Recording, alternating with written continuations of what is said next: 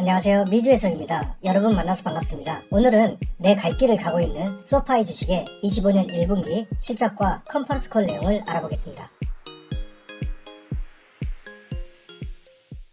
네, 이번 분기 763일년의 매출을 달성했죠. 역대 최고의 매출을 기록했으나 성장률을 보면 100%, 50%, 그리고 최근에는 18%까지 떨어지는 아쉬운 성장률을 보였습니다. 물론 회사가 덩치가 커지면서 성장률은 감소할 수밖에 없겠죠. 순이익 또한 일회성 332밀리언을 제외하고는 71밀리언을 기록하면서 23년 4분기부터 회사가 계속해서 순이익을 내고 있다라고 볼 수 있겠죠. 금융 서비스 같은 경우는 257밀리언에서 303밀리언까지 정말 크게 증가하면서 아주 좋은 모습을 보였지만 플랫폼은 102에서 103밀리언, 그리고 대출 같은 경우는 423밀리언에서 413밀리언까지 떨어졌습니다. 자, 왜 이런 일이 일어났을까요? 네, 전체적으로 대출 청량을 보면 학생 대출도 8.5에서 9.5까지, 그 다음에 개인 대출도 17.5에서 17.8 빌리언까지 줄어들지가 않았죠. 그 다음에 홈 대출도 1억 5,200만 달러에서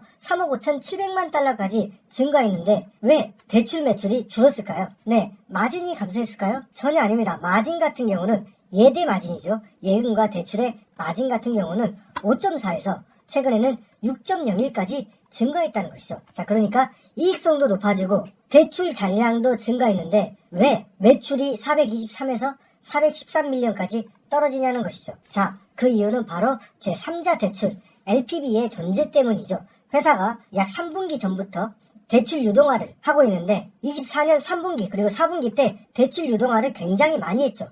그러니까 그런 매출 인식이 3분기와 4분기에 몰렸고 25년 1분기에는 대출 유동화 매출이 거의 없었다는 것이죠. 자, 그러니까 이번 분기에 대출 유동화 매출 인식이 겨우 3밀리언밖에 안 됐다는 것이죠. 그렇기 때문에 단순히 대출 매출이 줄었다 혹은 미국의 경기 침체 있는 거 아니냐라고 생각할 수 있지만 회사의 대출 잔량은 늘어났고 예대 마진도 늘어나고 있기 때문에 이 대출 분야의 매출과 성장에는 전혀 문제가 있다 없다라고 보면 되겠죠. 특히나 이번 분기에 집중해야 될 것은 무지막지한 멤버십 증가였습니다. 무려 80만 명이 증가하는 엄청난 좋은 모습을 보였죠. 자, 그래서 누적은 지금 현재 약 1100만 명, 우리나라 인구의 약 4분의 1이 해당하는 고객들이 소파이의 멤버십이 되었다. 정말 무시할 수 없는 수준이 됐다는 것이죠. 소파이는 아마존처럼 될 수 있을까요? 네, 아마존은 모든 세상의 제품들을 웹상에다 갖다 놓고 있죠. 자, 소파이는 어떻습니까? 세상의 모든 대출, 보험, 투자 상품 이런 것들을 한 곳에 모아서 원스톱샵이 되겠다는 것이죠. 그러니까 금융계의 아마존이 되겠다라는 것이죠. 멤버십을 통한 다양한 서비스를 제공하고 뱅킹을 통해서 거래와 이체를 하고 예적금을 할 수 있고요. 크레딧 카드를 활용해서 여러 가지 혜택, 그리고 사업자 같은 경우는 정산 서비스까지, 그리고 다양한 인베스팅 활동을 통해서 주식 거래나 크립토 거래까지 가능하도록 하고 필요한 경우 대출을 받을 수 있고 제3자 대출까지 연계시킬 수 있는 상품으로 만들어내고 있다는 것이죠. 이 원스톱샵 서비스가 잘 되면 잘 될수록 난 인터레스팅 피, 그러니까 수수료가 계속 증가하겠죠. 자, 그것이 1억 7,006, 2억 3,008, 2억 5,007, 303밀리언까지 이렇게 증가하고 있다는 것이죠. 이 가돌이 양식 사업이 잘 되고 있다, 안 되고 있다? 잘 되고 있다는 거죠. 수수료 받는 사업의 비중이 26%에서 41%까지 증가하고 있다는 것이죠. 수수료 받는 회사로 거듭나고 있다. 은행계, 투자계의 아마존이 되어가고 있다는 것을 증명한다는 것이죠. 자산과 부채는 꾸준히 늘어나고 있죠. 왜냐하면 예적금이 이번 분기에도 2빌리언 넘게 증가했기 때문에 24빌리언에서 27빌리언 증가했고요. 일반적으로 금융회사가 예적금 비율이 약 60%대인데 지금 현재 소파이는 72%나 된다는 거죠. 굉장히 높은 예적금을 가지고 있다. 그러나 대출 활동을 못했느냐? 그것도 아니죠. 대출도 계속해서 늘어났고 제3자 유동화를 함에도 불구하고 적정 지급 준비율이 이번에는 9%까지 떨어졌죠. 17%에서 9%까지 떨어졌다. 자, 이것은 대출이나 이런 상품도 잘 팔고 있다는 것이죠. 그래서 지금 현재 17%, 18%였던 적정 지급 준비율이 9%까지 떨어졌다는 것이죠. 네, 소파이는 재무활동이 플러스인 것은 어떻습니까? 네, 예적금이 그만큼 매 분기마다 1빌리언, 2빌리언 가까이 들어오기 때문에 예적금, 재무활동은 항상 플러스고 투자활동은 어떻습니까? 계속해서 대출을 늘려주고 있기 때문에 대출이 늘어날수록 투자활동은 마이너스가 될 수밖에 없겠죠. 주목해야 될 것은 영업활동 현금 흐름이 플러스 22밀리언이 됐다는 것인데요. 이제는 예적금 규모도 엄청나게 커졌고 투자활동, 재무활동 규모도 커졌기 때문에 이제는 영업활동이 계속해서 마이너스였던 것에서 슬슬 순이익이 플러스되고 영업활동 현금 흐름도 플러스가 되어가고 있는 과정이 있다는 것이죠. 그래서 회사는 본격적으로 이제 수익성이 높아지는 그런 시기에 접어들고 있는 시기다. 소파이는 내 갈 길을 잘 가고 있다. PR은 순이익이 이번에 굉장히 떨어졌기 때문에 50까지 올라갔고요. PS 레이셔도 5. 은행, 보험이라는 기업에서 봤을 때 이 정도의 PS 레이셔는 상당히 고평가에 있다라고 볼 수 있겠죠. 하지만 여전히 투자활동과 재무활동이 높기 때문에 이익이 안 나는 것을 감안한다면 단순히 높다라고 보기는 어렵겠죠. 이 회사는 정말 믿기지 않는 주식 보상을 하고 있습니다. 분기마다 63밀리언, 이번 분기에도 63밀리언이라는 높은 자사주 매입을 하고 있기 때문에 오히려 순이익을 가로막고 있다라고 볼 수 있겠죠. 양심이 좀 없는 것 같아요. ROE와 ROA는 은행 사업이 주기 때문에 1에서 4% 높을 수가 없겠죠. EPS 또한 5분기 연속 플러스를 기록했습니다. 이 EPS 개선을 위해서는 주식 보상을 줄이든지 이익률이 많이 늘어나든지 해야겠죠. 그러나 주식 보상을 줄일 생각은 없는 것 같습니다. 주식 숫자는 그렇기 때문에 꾸준히 늘어날 수밖에 없고 약 1.18빌리언 주식 숫자가 굉장히 많죠. 그렇기 때문에 이렇게 주식 보상을 많이 해주면 직원들은 주식을 팔 수밖에 없고 그렇게 되면 주가의 성장 요인이 계속해서 떨어질 수밖에 없기 때문에 소파이가 잘 나갈 때 한번 쭉쭉쭉쭉 차고 가야 되는데 그럴 때마다 한 번씩 크게 눌려지는 모습 보여준다는 거죠. 기관의 비중은 여전히 별로 관심이 없는 편인데요. 41%에서 최근 4분기 연속 1%씩 증가하고 있긴 합니다. 이번 분기에는 약 3% 증가하는 모습 보였는데요. 아무래도 계속해서 소파이의 실적과 이익이 개선되고 있기 때문이겠죠. 이 회사는 숏 부분이 적지 않죠. 18%에서 24년 4분기 11%까지 떨어졌다가 최근에 다시 숏 비중이 올라오고 있습니다. 아무래도 은행 기업으로서는 고평가에 있다 라고 생각하고 숏을 치는 기관들이 많은 것 같습니다. 이번 분기 좋았던 점은 역시나 연간 가이던스죠. 연간 가이던스가 3.275빌리언에서 3.31빌리언까지 크게 증가시켰죠. 또한 다음 분기 가이던스도 745밀리언에서 805밀리언까지 증가시켰다는 것이죠. 이 764에서 다음 분기에 805밀리언이니까 상당히 높은 가이던스를 제시한 건데요. 이런 자신감은 어디서 나왔을까요? 네, 맞습니다. 약 8빌리언 가까운, 뒤에서 설명을 하겠지만 약 8빌리언 가까운 대출 유동화가 예정되어 있기 때문에 이것은 매출 인식이 1분기가 아니고 다음 분기, 2분기 때 매출 인식이 되기 때문에 이 부분에 대한 자신감이 있는 것이죠. 저는 그런데 이 대출 유동화가 이렇게 플랫하지 않고 이렇게 되면은 매출이 이렇게 떨어지는 모습, 떨어진 것처럼 크게 증가하지 않은 것처럼 보이기 때문에 살짝 오해받을 소지가 있다라고 보고 있습니다. 자, 그런데 이 3자 유동화가 본격적으로 효과를 보이고 있죠. 제가 대출 유동화, 이 3자 유동화를 굉장히 싫어했는데 왜냐하면 처음 할 때 스튜던트 론을 유동화 시켰거든요. 자, 스튜던트 론의 부실률, 그러니까 학생 대출의 부실률은 0.47밖에 되지 않습니다. 이것을 유동화시키면 어떡합니까? 자, 그런데 최근 2분기 동안은 학생 대출 중심으로 대출 유동화를 했죠. 자, 그러니까 어떤 효과가 나오느냐? 바로 전체적인 부실률이 5.4에서 4.8%까지 떨어졌더라라는 것이죠. 자, 이게 무슨 의미냐면은 대출 유동화를 잘하고 있다는 것이죠. 자, 통상 우리가 부실률을 따졌을 때 만약에 5년 만기라고 치면 1년에서 2.5년까지는 부실률이 그렇게 나오지 않죠. 자, 그러나 대출이 오래되면 오래될수록 부실률이 7.8%까지 올라간다는 거죠. 자, 물론 그 중간 과정이 있기 때문에 빚은 대부분 갚았겠죠. 한 절반 이상 갚고 나머지 이때 부실률이 올라간다는 거죠. 자, 그러니까 대출 기간이 오래된 상품일수록 부실률이 올라가기 때문에 만약에 자산 유동화를 할 때 처음 대출을 받은 자산보다 뒤에 있는 자산을 많이 유동화시키면 어떻습니까? 전체적인 부실률이 낮아질 수 있겠죠. 자, 그렇기 때문에 지금 현재 전체적인 부실률이 낮아지고 있는 이유는 어떻습니까? 학생 대출 유동화 비중을 줄이고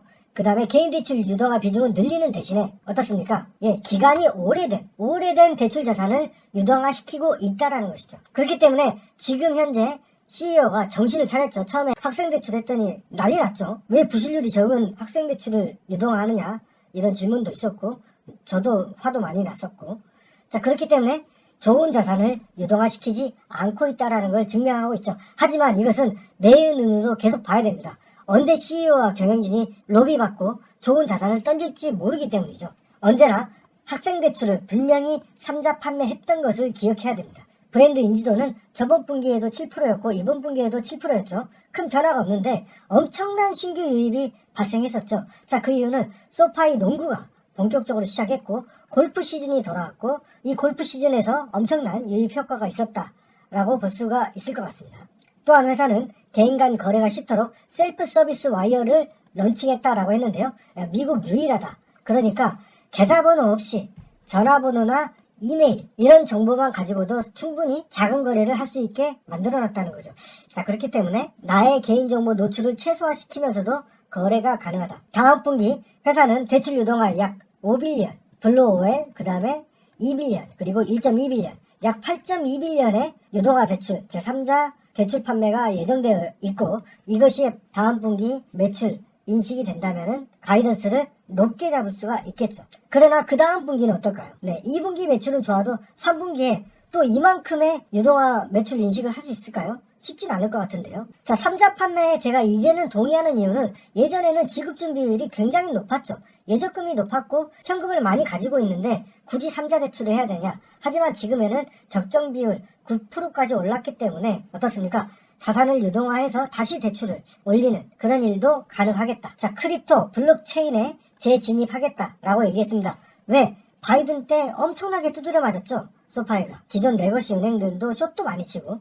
자, 그런데 지금 트럼프가 당선되고 자, 크립토 시장에 대한 굉장히 관대한 정책이 예정되어 있기 때문에 소파이가 들어갈 수밖에 없겠죠. 뒤에 좀 더 자세히 얘기하겠습니다. 회사는 홈대출 위드엠 인수 후에 홈런, 이번 분기 홈런이 굉장히 크게 상승했죠. 자, 그렇기 때문에 앞으로 금리 인하 시기 때는 홈대출이 늘어날 수밖에 없겠죠. 이 분야에 대해서 회사가 공을 들이고 있다. 그리고 회사는 카드, 제이커브 매출을 올릴 수 있는 이 카드 활성화를 위해서 카드 대출자들, 그러니까 리볼빙을 실시하고 있는 대출자들이 보통의 은행들이 약 20% 대출 이자를 해주는데 우리는 약 ROE의 30%, 그러니까 대출 이자를 절반 가까이 줄여버리겠다. 그래서 이런 리볼빙, 카드 리볼빙, 그 다음에 롤오버가 필요한 고객들을 우리들한테 끌어들이겠다는 거죠. 그런데 저는 그렇습니다.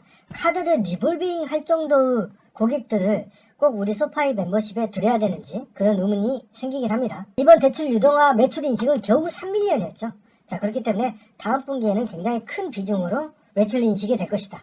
우리는 아직 경기 침체를 못 느끼고 있다. 개인 대출을 하는 평균 소득 수준은 15만 8천 달러. 그러니까 연봉이 2억이 넘는 사람이라는 거죠. 그 다음에 학생 대출 평균은 1억 3,400만. 이것도 엄청 크죠. 거의 뭐 한 1억 8천 되는데요. 그러니까 지금 소파이 멤버십이 최소한 중산층 이상이 되고 있다는 거죠. 왜냐면은 학생 대출을 해준 사람들은 경력이 짧을 거 아니에요. 젊은 사람들이 거고. 자, 그럼에도 불구하고 13만 4천 달러. 엄청난 두뇌들인 거죠.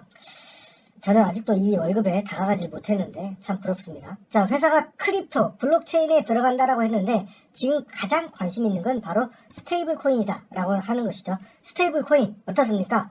달러와 고정된 코인인 것이고 이것을 해외에서 쉽게 거래하기 때문에 지금 우리나라 동대문에서도 중국인들과 거래할 때는 지금 스테이블 코인을 그렇게 많이 쓰고 있다라고 얘기하고 있죠. 왜냐하면 수수료가 안 들고 환전할 때만 스테이블 코인을 중국 달러로 환전할 때만 발생하기 때문에 앞으로 이런 해외 거래에서 스테이블 코인이 활성화될 수밖에 없고 이것에 소파이가 관심이 있다. 소파이가 사실 관심이 있는 게 아니고 트럼프가 관심이 있는 거죠. 트럼프.